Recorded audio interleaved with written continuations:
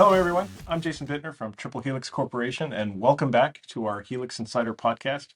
I'm really excited today because in studio, we have almost the entire dev team on the podcast today.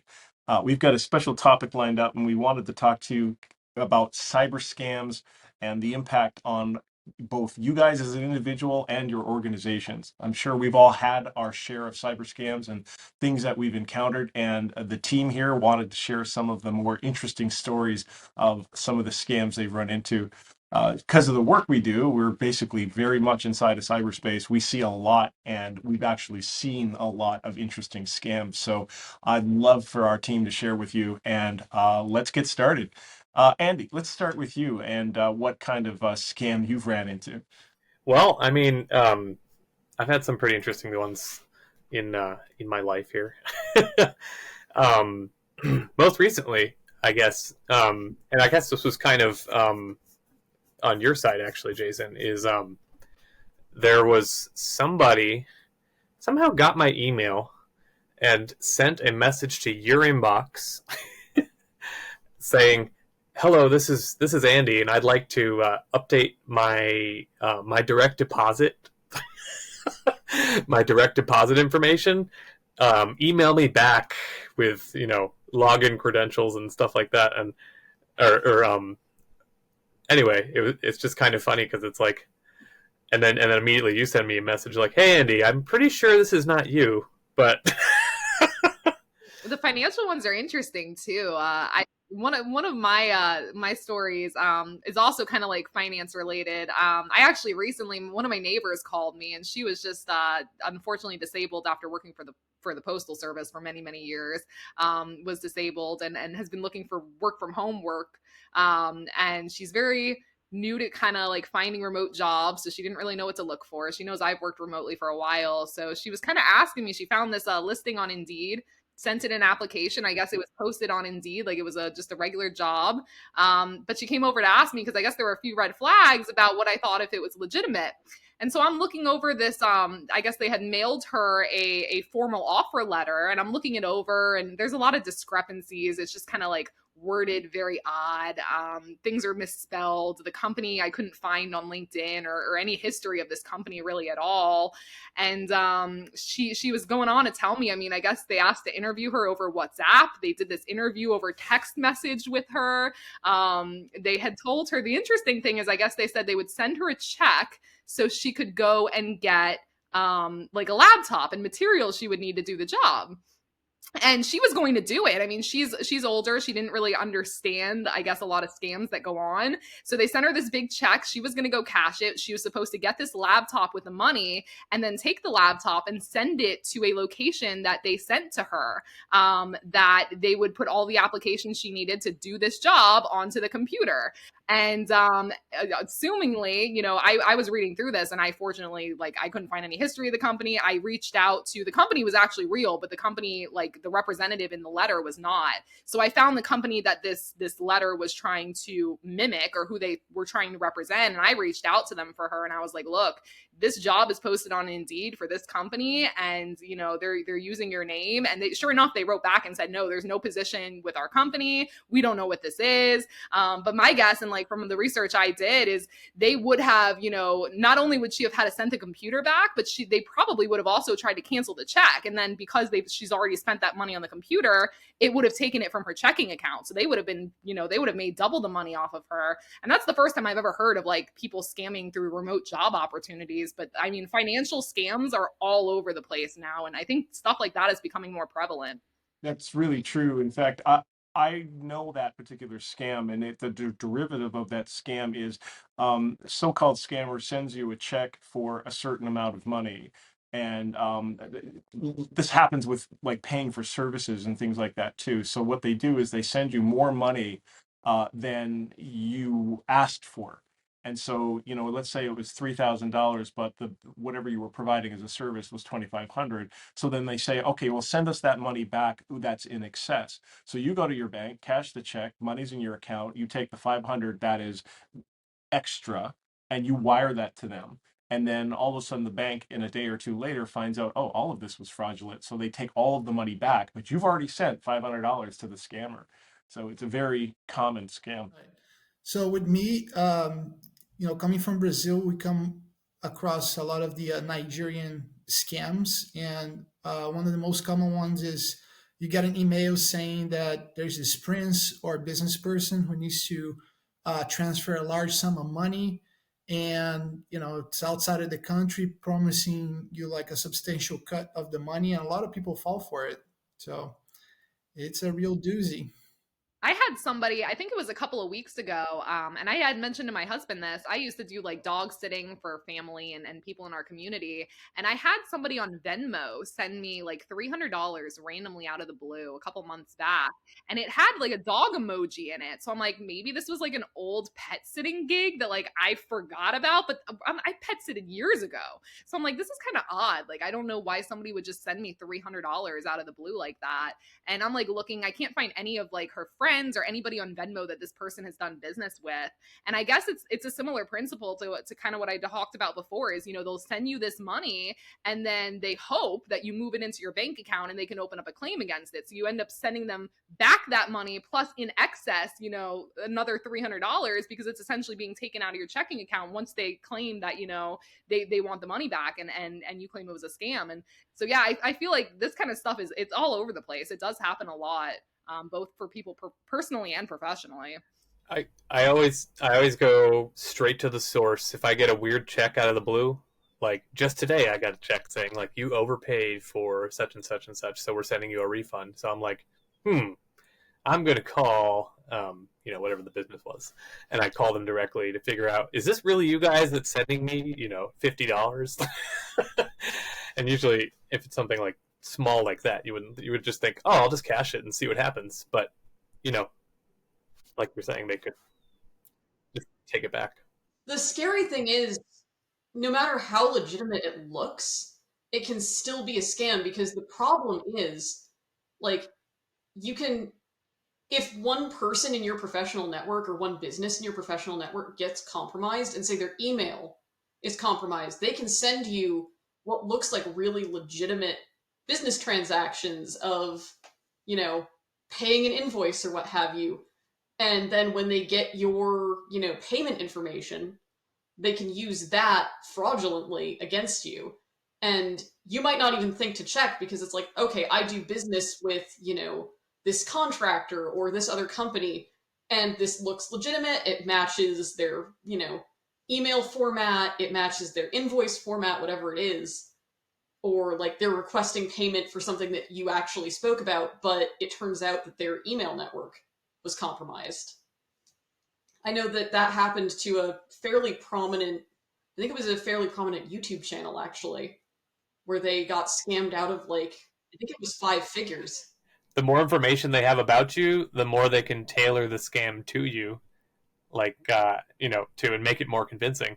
And so you really just always have to be on guard.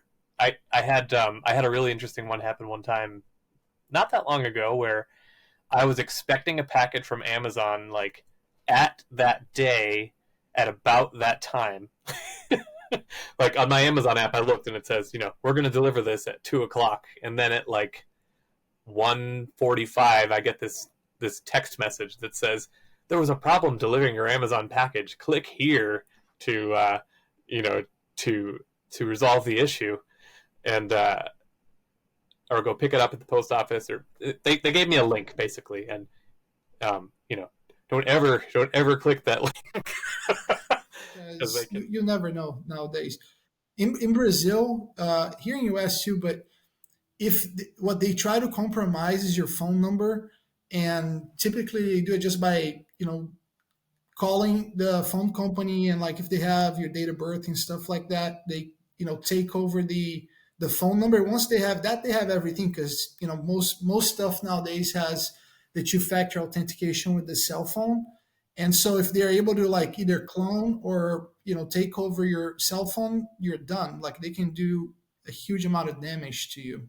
So yeah, and like we've seen that here, like at Triple Helix as well, because we regularly, I think all of us regularly get emails from, usually it's random Gmail accounts claiming to be Jason, saying that he has, a special project that he needs us to work on. and he just needs our cell number so that he can call us. They're never very good at it. It's always very obvious, but that's not always going to be the case. Well, thankfully they're poor spellers. You know, they can't spell, so that's a big red flag. Yeah, and it's usually obvious when it's, coming from, XX supernatural fan XX at gmail.com or something else like that. That's obviously not Jason's email address. But if they were just a little bit smarter, that would be very dangerous. And you kind of can't assume that they're all going to be dumb. And even just, not even just them being a little bit smarter. Like I remember like my grandmother, she's passed away now, but she is not somebody that was computer savvy. And like people, in that older demographic too may not understand that like those kind of emails coming in are scammy, or the address is fake. And I remember there was one time like she had something happen like that where she got a suspicious link. It was something I believe with USPS couldn't deliver, similar to what Andy was saying, please confirm your address and your phone number.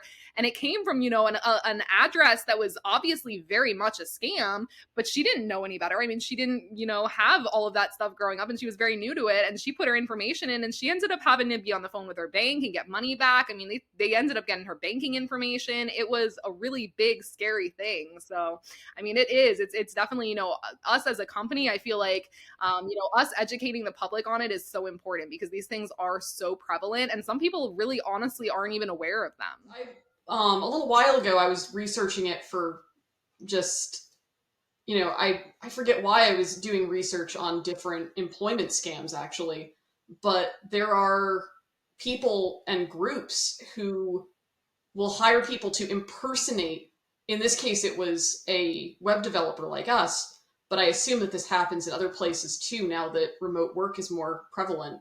But they would hire somebody to basically be the front man for a group of foreign developers, and they would impersonate a completely different person who had a good resume and was visible on LinkedIn and everything, and they would just hire these people to interview for the position as if they were whoever they were purporting to be, and then that work would actually go to this group or company or what have you to do as if they were just that one single developer. And that was not something I had ever heard of before. I had no idea that was a thing. But given the prevalence of Zoom interviews, and frankly, I know in our line of work, a lot of us don't usually conduct business calls with cameras on, because that's not usually how we do things. But like if you don't do the interview with the camera on, you could fall into that trap. Yeah, this is all good feedback. I'm actually thinking of some things that, and Sam, you said earlier about how the organizations send emails and they spoof legitimate organizations. And I saw this incredibly detailed Bank of America website recreation. And foolish on me for actually even clicking on the link, but I mean it looked very legitimate. And so when you go to the website, it's Bank of America, but you look at the URL, it's not Bank of America. And the scam is one where they get people to log in, and then, oops, your credentials don't work. They have to be reset. But at the second that you've logged in, you've actually provided the scammers your credentials, and then they're off to the races with your account information. I was going to say the worst part of that is sometimes you don't even have to be the one compromised. This is why it's useful to have complex, unique passwords, because, imagine that you've got, passwords get leaked in hashed form all the time. You can go on haveibeenpwned.com and see all of these, leaks of all these different passwords from all these different companies. But if someone with the same common password as you falls for that scam, they can search those hashed passwords to look for other people with the same one. So if they're compromised, if someone else with the same password is compromised, your password is compromised too, which is also scary. Yeah, we've gotten a lot of emails at Triple Helix for email resets. So like the typical one, we use Rackspace for our email, and the typical one is we get an email that says your mailbox has been frozen and all your email will be deleted if you don't, unfreeze yourself within 24 hours. And obviously a complete and total scam. And we get a lot of our clients who send us the email and say, hey, is this legit? Is this real? And we're like, of course it's not. And the real takeaway from this to tell is that when you get that email and you look at wherever they want you to click, it usually has a URL that looks like a Rackspace or a legitimate company, but you put your mouse over it. Don't click it. You just put your mouse over it, hover over it, and the tooltip will come up and it will be a completely different place. And that's like the dead giveaway. It's not real. And honestly, like email organizations like Rackspace or us or anyone for that matter would never send an email to you saying, hey, your email's been frozen. Click here to unfreeze it. That's just a dead giveaway that it's a scam. Yeah, and if you can't see the tooltip, you can usually right-click or command-click on it and hit copy link location rather than just copy. And you can paste that into, a text editor or whatever other convenient, like, Word document you might have. And then you can actually see what it is from there. And also, if you have any kind of an email that really just seems like it's trying to invoke a fear response right away, that should be a red flag right off the bat. Like if they say all your email is going to be deleted in 20 minutes if you don't, like they're trying to get you to have an automatic response is what they're trying to do, and just click the link and be like, oh my gosh, I don't want to do that. But so whenever you're on the internet, always have that check in your mind, just like if this makes me really afraid, then maybe it's a scam. Then check it out carefully. Okay, well, I think we're getting close to the end of our time here. So before we sign off, I just wanted to go one more round through the team here and ask for any final thoughts.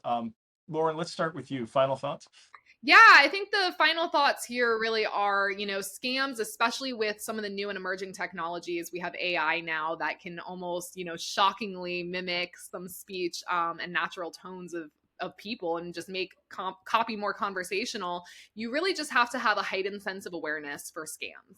And as a technology, being in the technology space ourselves, we really have an obligation to our clients and to the community to just continue to educate about things like this and to put this information out there so that people can understand that these scams are increasing in popularity, and they're also increasing in just how crazy it is to identify them. I mean, people and scammers are getting very intuitive in their processes. So just be hyper aware. Don't be paranoid, but be hyper vigilant when it comes to this kind of stuff. And just really, if you're unsure about something, take the extra minute to research it and really look at it from all angles before you do anything that really could compromise your security and your personal information. Great thoughts, Lauren. Pedro, final thoughts? I guess the one thing I would say is buy a paper shredder, and then all the sensitive information that you possibly have in your house, just shred that, because people nowadays will go to extraordinary lengths to get the most basic information like dates of birth and all this other stuff that they can really use to cause some harm. So I had a little debate with my wife the other day about that, and thankfully I won that one. So great feedback, Pedro. Sam, final thoughts? I would say my final thoughts are that number one, never use real answers to security questions. You've posted the name of your dog.